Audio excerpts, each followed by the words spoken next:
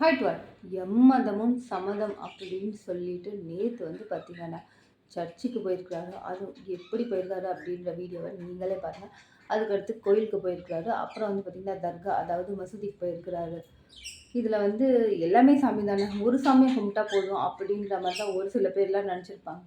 ஆனால் இருக்கிற 3 சாமியும் கும்பிட்டு எம்மதமும் சம்மதம் அப்படின்னு சொல்லிட்டு வேண்டியிருக்காரு. என்ன வேண்டியிருக்க போகிறாரு? கண்டிப்பாக மக்களுக்கு பார்த்திங்கன்னா நான் நினச்சதை செஞ்சிடணும் அப்படின்ற மாதிரி தானே கண்டிப்பாக வேண்டியிருப்பார்.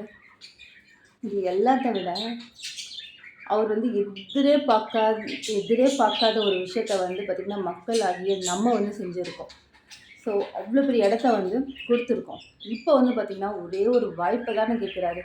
அந்த வாய்ப்பை கண்டிப்பாக மக்கள் கொடுப்பாரு அப்படின்ற நம்பிக்கை பார்த்துட்ருக்க உங்களுக்கும், பேசிகிட்டு இருக்க எனக்கும், ஏன் அவருக்குமே இருக்கும். இந்த வீடியோ பற்றி நீங்கள் என்ன நினைக்கிறீங்க அப்படின்றத கமெண்ட் பண்ணுங்கள்.